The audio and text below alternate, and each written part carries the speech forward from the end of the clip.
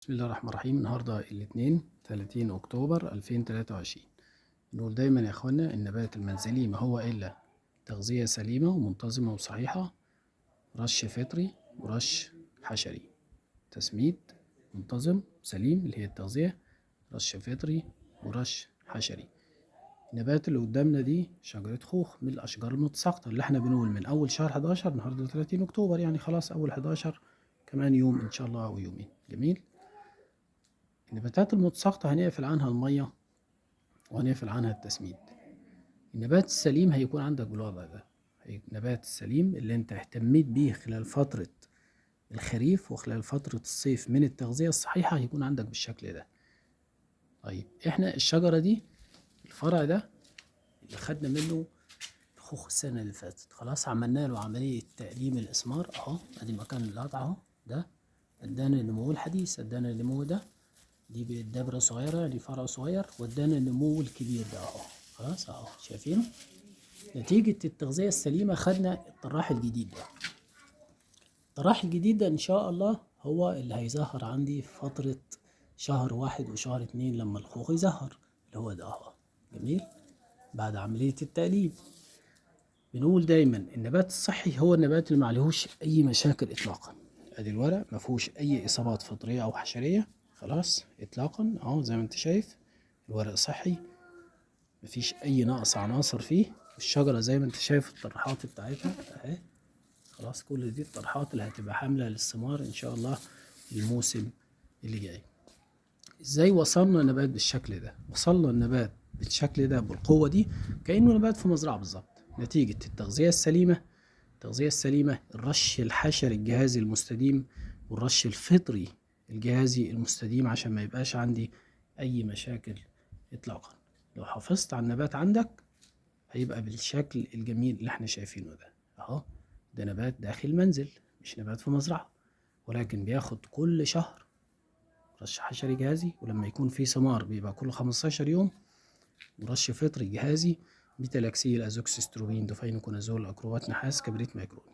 جميل. لازم الخمس حاجات دول يترشوا مع بعض. طيب قلنا ده نبات متساقط.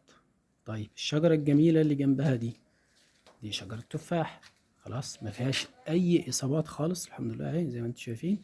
ده الطراح برضو الجديد اهو، ده الطراح الجديد اللي هيشيل ثمار السنة اللي جاية. ده طلع من هنا اهو، اتقصت من هنا في تعليم الاسمار، اتقصت اهو مكان القص اهو. خلاص ده اللي قدامك على طول ده اهو، ده كده اهو، ده مكان القص.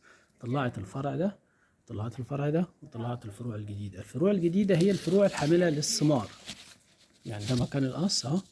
خلاص طلعت الفروع الجديدة. تعليم الإسمار بيتم بعد الجمع مباشرة. جميل. طلعت الفروع دي اهي.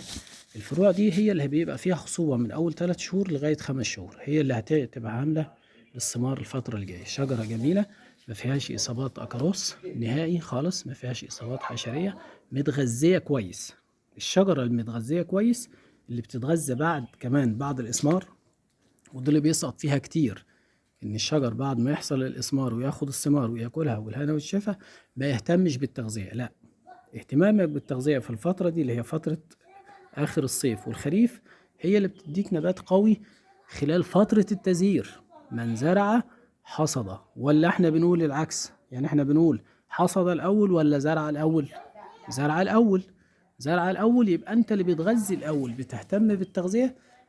التغذية اللي أنا عملتها خلاص للشجرة دي في فترة الصيف والخريف هي اللي هتديني شجرة مثمرة ومزهرة وقوية وثمرة كبيرة وحلوة ومسكرة في فترة الربيع اللي جاي. يعني التغذية بتبقى في الشجر مسبقة. النبات ده بيخزن التغذية، يقعد يخزن يخزن يخزن ويديك نموات فيها خصوبة، فبالتالي أول الربيع تلاقي الشجر عندك زي الفل. يبقى من زرع حصد. خلاص انت بتصرف الاول، بتكلف الاول، وان الله لا يضيع اجر من احسن عمل. خلاص ادي نبات اهو زي ما احنا شايفين، شجره جميله قويه طراح خصب، ده هيديني تزهير كويس جدا خلال الفتره الجايه. يبقى احنا قلنا الشجر المتساقط هنبتدي خلاص كده نوقف عنه الميه ونوقف عنه التسميد، وهنبتدي معاه تسميد اول ما يبتدي فيه التزهير، ونهتم الفتره اللي جايه بالرش الفطري الجهازي. هنرش ميتالاكسيل ازوكسستروبين دوفاينوكونازول اكروبات نحاس كل دول مخلوطين مع بعض، وهندي مرة على الأقل رشة كل شهر. وقبل البراعم ما تفتح، يعني قبل التزهير ما يطلع، قبل ما يطلع هنخلي الرش كل 15 يوم. فترة التزهير بقى نفسها هنوقف الرش الفطري والحشري خالص، هنوقف الرش الفطري والحشري خالص.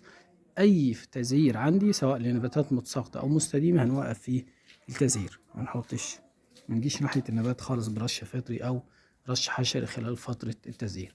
طب النبات المستديم، دي شجرة مانجا نعومي، خلاص ده نبات كده مستديم الخضر، يعني ورقه عليه طول السنة. هنشتغل معاه ايه خلال فترة الشتاء؟ هنديله مرة في الأسبوع مية، مرة واحدة في الأسبوع مية، مرة واحدة فقط في الأسبوع نديله مية. طيب مع التسميد، أي نعم مع التسميد اللي احنا ذكرناه سابقا. طيب الرش الفطري والحشري على الأقل مرة كل شهر، عشان لما تظهر شماريخ المانجا دي في شهر 4 معايا، من أول نص 3 لغاية نص 4، الشمراخ ده هو برضو اللي هيظهر. الطراح ده اهو، شايفين الطراح ده؟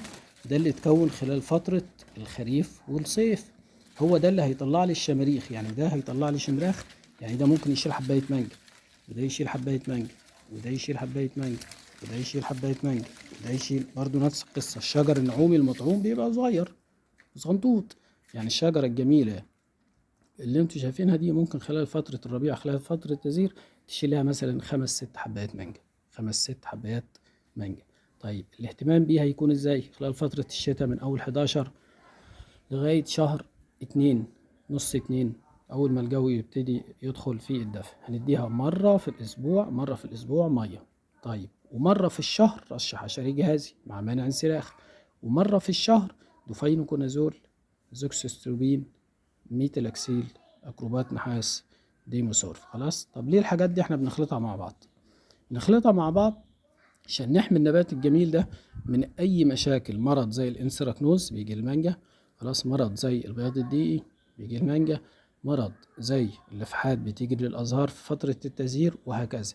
طيب ده نبات برضو مستديم، خلاص اللي قدامنا ده نبات مستديم. ده برتقان، برضو نفس القصة، برضو نفس الايه، نفس القصة، وهكذا. يبقى عشان نحافظ على النباتات الجميلة اللي قدامنا دي، خلاص يبقى لازم نكون اهتمنا بالفعل خلال فترة الصيف، خلال فترة الصيف وخلال فترة الخريف بالتغذية المنتظمة السليمة والرش الفطري والحشري.